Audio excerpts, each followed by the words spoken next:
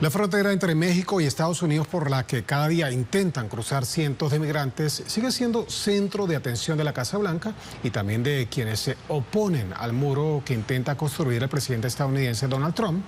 En esto hacemos en este momento una interrogante. ¿Qué tan avanzado está este proyecto? La respuesta en la siguiente historia de nuestra compañera de labores, Aisa García. 8 imponentes bloques de concreto y acero de 9 metros de altura se alzan en el agitado paso fronterizo de Otay Mesa en San Diego, muy cerca de la frontera con Tijuana. Son los prototipos del muro fronterizo con México que pidió hacer el presidente Donald Trump. Aduanas y Protección Fronteriza tiene el derecho de escoger un prototipo, un diseño o los 8, o características de varios, ¿no? Dependiendo que funciona mejor. Tal vez en esta área donde está el terreno, un estilo o un diseño de prototipo funcionaría a la perfección, pero en la montaña o en un río o en el desierto fuera otro diseño. La nueva estructura, que se extendería a lo largo de la frontera de más de 3.000 kilómetros que comparten México y Estados Unidos, podría llegar a costar unos $21.600 millones. Tienen que ser difíciles o que no se puedan escalar, que no se puedan escarbar, que sean seguros para los agentes que patrullen el área donde van a ser construidos. Agentes de la patrulla fronteriza realizaron más de 310.000 aprehensiones entre enero y septiembre de 2017. Estamos pidiendo al Congreso que financie el muro fronterizo, que nos estamos acercando mucho. Estamos trabajando en eso. Tenemos un gran muro. Hemos presentado, como saben, distintos prototipos de muro. Tenemos mucha ayuda de la patrulla fronteriza y de agentes del ICE. El muro de Trump, como se le conoce aquí, ha generado muchas protestas en varias ciudades. Estableció un clima de discordia y de tensión racial a partir de un discurso antiinmigrante en contra del color, en contra de las manos trabajadoras, en contra de los trabajadores migrantes. Enrique Peña Nieto y la clase política no nos representan. Al contrario, es vergonzoso tener una clase política agachona, entreguista y sumisa.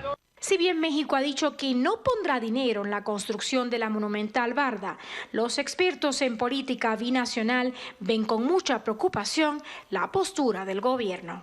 Es una amenaza seria la que está haciendo Trump y puede tener consecuencias graves, pero una esperanza importante es qué van a hacer nuestros mexicanos allá y el pueblo norteamericano allá, que yo creo que tampoco la va a tener tan fácil Trump, porque yo creo que los mexicanos y latinos allá, y mucho aparte consciente del pueblo norteamericano, se va a oponer a este tipo de medidas de Trump.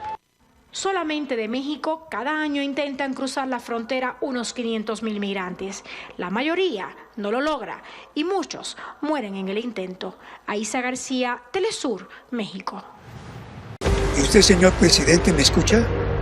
¿Está atento y haciendo todo lo posible por escucharnos a todos los mexicanos?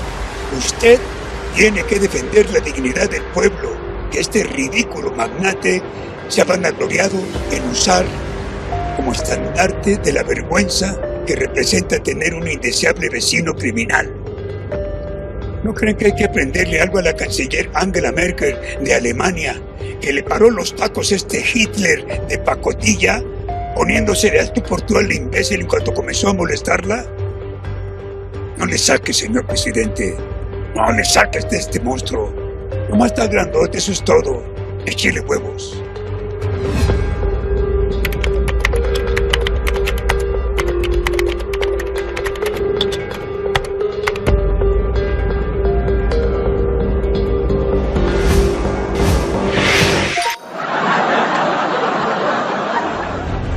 Son por pobrecito Estados Unidos. San Casemí, muchísimas gracias. El detective Casemí, el investigador de esta noche, aquí en Detrás de la Razón. Salman Erfani, coordinador internacional allá conectando los continentes. Y el doctor Rasul Gudarsi, periodista en jefe de este programa. Tenemos hoy un programa de lujo, ya están ahí en nuestro video wall. El periodista Rubén Luengas, famoso en Estados Unidos por su perspicacia sobre todo. Muchas gracias, buenas noches aquí en Teherán. Y el jurista Joaquín Ortega, también famoso en los tribunales por defender a los necesitados. Rubén, comienzo contigo. Es un placer tenerte con nosotros. ¿Qué pasaría si el presidente de México se fajara los pantalones, le diera la espalda al señor Trump, pidiera ayuda, por ejemplo,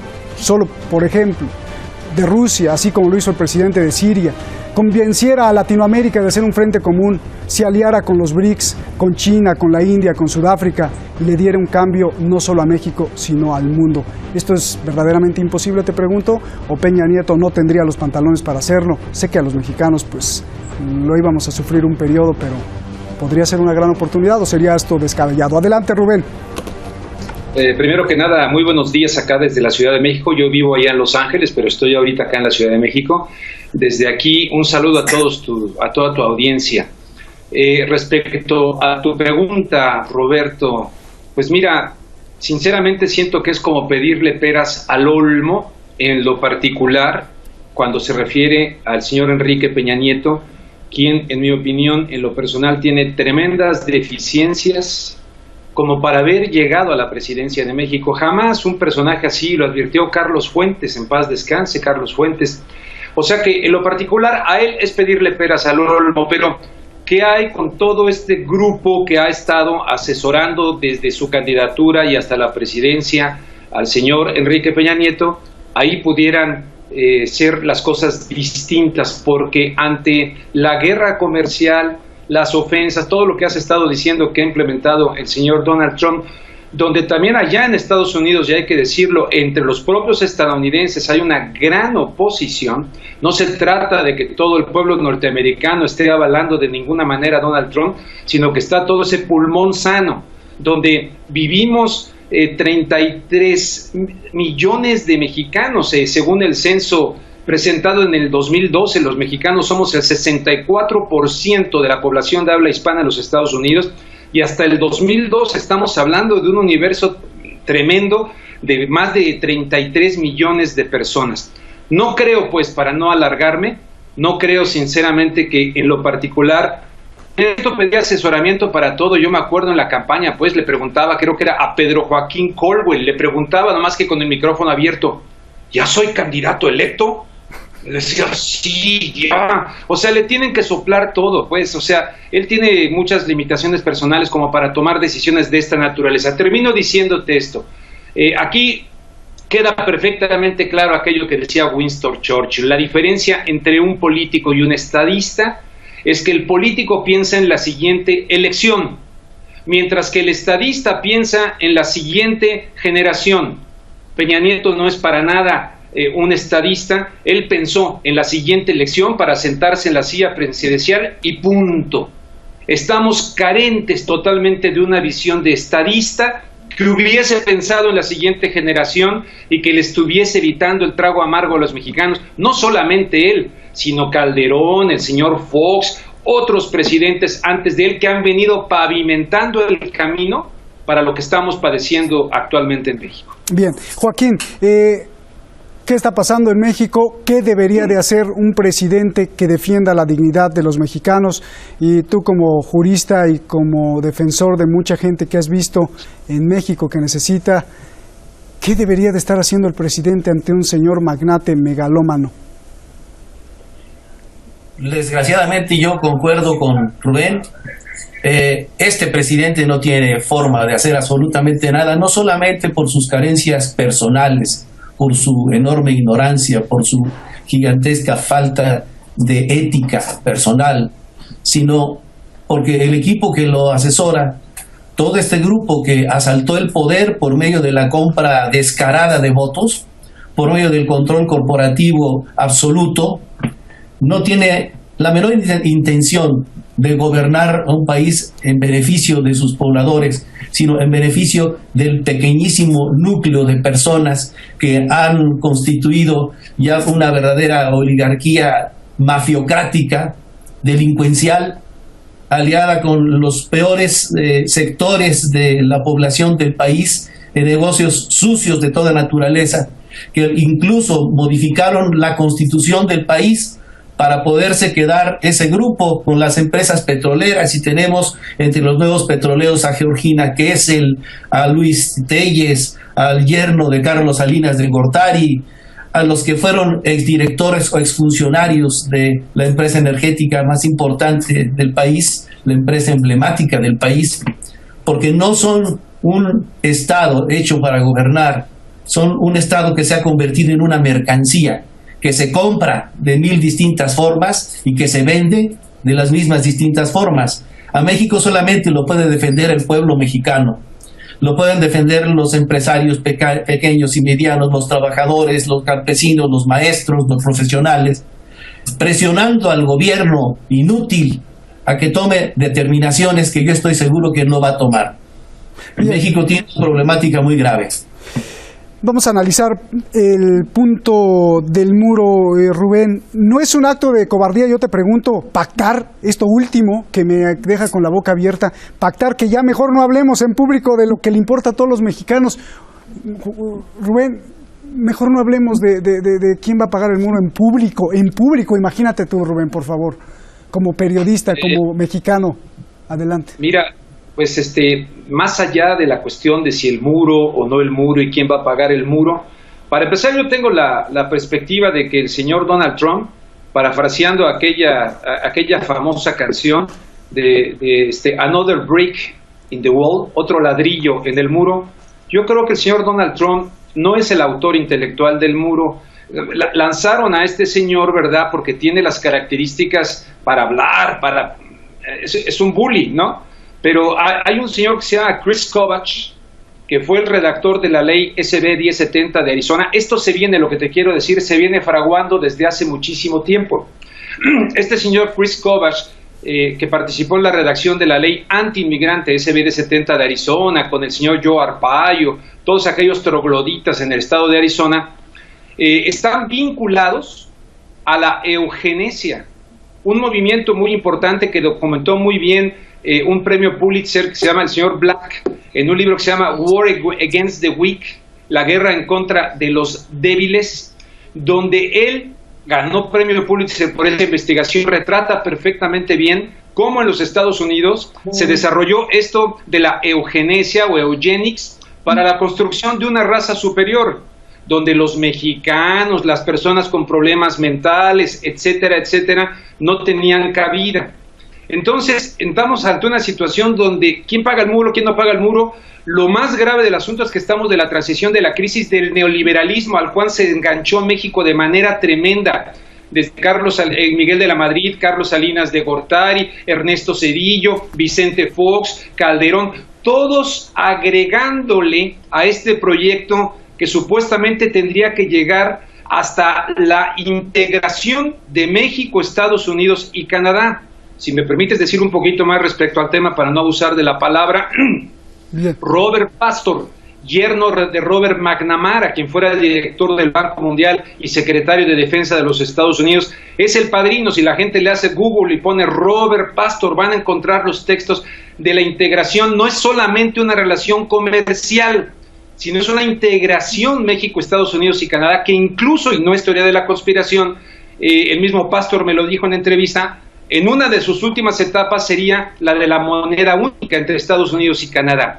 Pues ahora con el señor Trump más allá del muro, pues imagínate, le está cambiando a México toda la política económica sobre la cual México ha apostado su desarrollo, perdiendo soberanía, con una profunda desnacionalización de México, y de repente, ya que entregó el petróleo, ya que prácticamente las costas que están metidos los canadienses en un altísimo porcentaje del territorio mexicano, pues resulta que surge este señor Donald Trump y viene con toda esta retórica del muro, etcétera. No hemos tenido de este lado una visión de personas con dignidad, con respeto al pueblo que supuestamente gobiernan, sino que se entregaron a todo esto para los negocios que ofrecía el contexto del Tratado de Libre Comercio, la Alianza para la Seguridad y la Prosperidad de América del Norte, firmada por Fox en Waco, Texas, en el 2005, con el señor Bush y el señor, ¿quién era de Canadá? Martin de Canadá. O sea, es un proceso larguísimo, y ahora Estados Unidos presenta esta cara, pues, al haber elegido a este troglodita con esta cuestión del muro, y un México que prácticamente está de brazos cruzados, no sabe qué hacer ante esta situación porque le cambia por completo el panorama. El expresidente Ernesto Zedillo acaba de decir que México puede tener opciones aún sin el Tratado de Libre Comercio. Quiere decir que sí se podría terminar esta área del Tratado de Libre Comercio, que evidentemente también le hizo mucho bien a las corporaciones, pero no precisamente al pueblo de México. Bien. Joaquín, tu visión y posiblemente lo que estás explicando, Rubén, le dé fondo a lo que nosotros leemos sin tener todo este conocimiento que nos revela Rubén.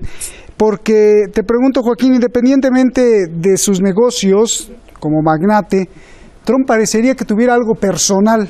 Tiene un odio terrible contra los mexicanos.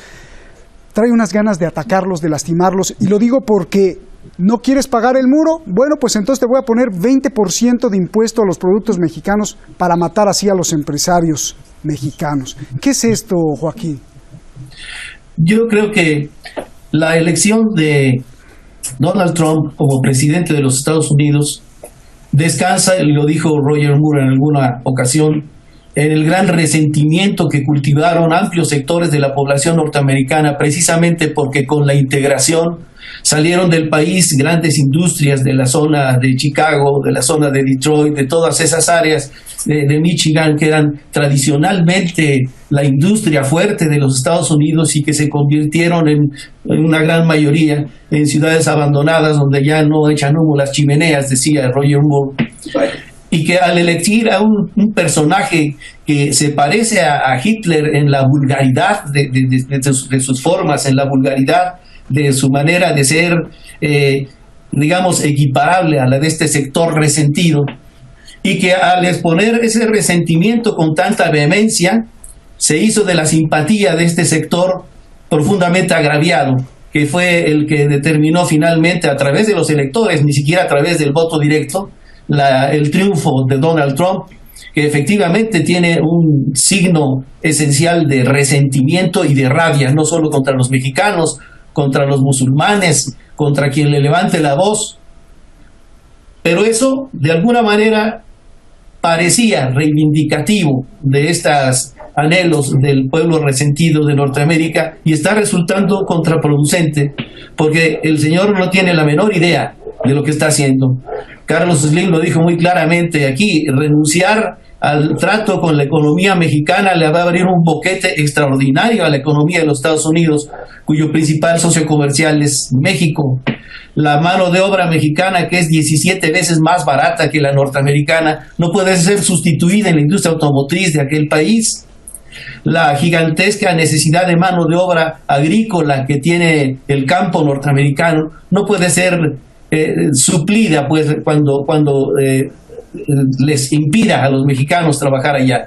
Es una vocación suicida la que tiene este hombre, y desgraciadamente la recopilación, digamos, la convocatoria nueva que ha hecho a esta supremacía, a esta tendencia de la que hablaba Rubén, puede tener cierto éxito en primera instancia y puede producir un daño muy grande en la economía del mundo entero. Para empezar, esta idea que tiene de prohibir el tránsito a distintos países hacia la Unión Americana es una acción criminal que puede prolongarse, porque ahorita el amparo que le otorgaron a los refugiados para no ser deportados de los Estados Unidos va a ir a la Suprema Corte de Justicia, a la que le falta un ministro. Si tarda más de un mes esta controversia, obviamente el ministro que van a poner en la Suprema Corte, porque sucede como en México, va a estar de acuerdo con Trump y se va a ratificar esta bestialidad, esta visión genocida pues que tiene el señor Trump sobre no solo los mexicanos, sino todo tipo de personas que le caigan mal. Bien, hay dos posiciones. Joaquín dice que más o menos sabe lo que hace Trump, quizá no. Y Rubén, tú dices que esto viene desde hace mucho, es un plan. Y sobre esto quiero ahondar, Rubén, porque yo te pregunto, ¿esto no es parte del famoso nuevo orden mundial? Mira, Estados Unidos siempre ha tenido un enemigo común, antes la Unión Soviética, después Osama Bin Laden, Rusia, y ahora, lastimadamente para los mexicanos, pues México para nosotros los mexicanos. Y también no es coincidencia, Rubén, que hace unas horas Israel festeje el muro y el primer ministro Netanyahu aplauda a Donald Trump porque le ponga un muro a México, otra Palestina, parte del orden mundial. Dame tu lectura de todo esto, Rubén. Mira, primero la idea del concepto del nuevo orden mundial. Tienes un minuto, Rubén, se nos está yendo el tiempo. Un minuto, híjole, difícil para desarrollar la idea, pero en fin, primero lo del orden mundial, el concepto de orden mundial cuando se maneja en algunos medios alternativos, la gente dice, teoría de la conspiración, mangos de Manila, los primeros que han hablado del orden mundial, lo hizo ante el Congreso de los Estados Unidos, George Bush padre, y lo han hecho todo el mundo, pues hasta Bill Clinton luego le han cambiado lo de nuevo orden internacional. En todo caso estaríamos ante un nuevo orden mundial, pero a la Bush, es decir, a la Trump, con un troglodita que supera aquello que tuvo el señor Bush también de el nuevo siglo americano. El nuevo siglo americano, pues ahora con el señor Trump va a alinear con la cosa del Brexit. Están en una especie de nacionalismo fascistoide para sustituir a la crisis del neoliberalismo y los efectos negativos de la globalización. ¿Israel qué tiene que ver? Bueno, Israel en todo esto, acuérdate que están los muros allá en Cisjordania. El yerno del señor Trump ha financiado y ha dado dinero para que se construyan esos muros. Y ya de hace mucho tiempo el señor Netanyahu, desde la ultraderecha, había comparado a los mexicanos con los palestinos. Y por lo tanto festeja la nueva embajadora de los Estados Unidos, está a favor de los asentamientos en Palestina. Y ha llegado también con la espada desenvainada diciendo que van a anotar a todo aquel que se le oponga, que no piense como ellos en el seno de las Naciones Unidas, que es una nueva era. Entonces imagínate a lo que estamos, un nuevo desorden mundial que se le va a revertir. Rubén, como quisiera, señor. Como quisiera tener una hora con ustedes, ya nos tenemos que ir.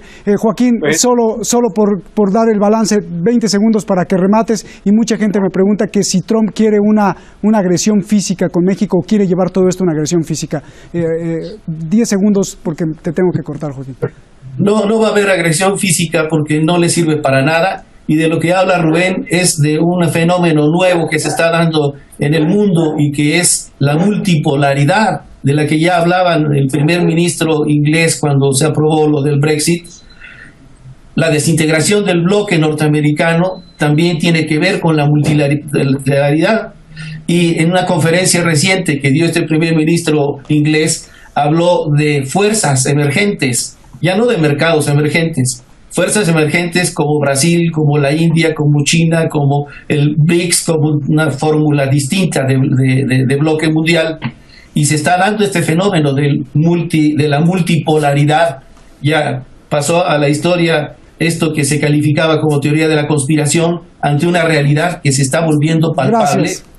Tiene que tomar su propio camino. Les agradezco a los dos por explicarnos esto que está pasando con el muro. Rubén, muchas gracias. Seguramente nos veremos más adelante. Gracias. Saludos. Gracias, Joaquín. Buen día. Un abrazo. Saludos, Un abrazo.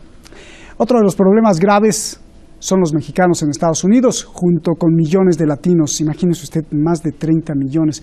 ¿Por qué? Porque el señor Trump ha anunciado que irán con todo y contra todos, como cacería de brujas contra los migrantes, redadas y racias, hasta dejar limpiecito el territorio. Lo más triste es que esta megalomanía está triunfando. ¿Por qué? Porque en Wall Street las acciones están subiendo más y más en Estados Unidos. Si no se ha dado cuenta, no es que haya un nuevo orden mundial, es que el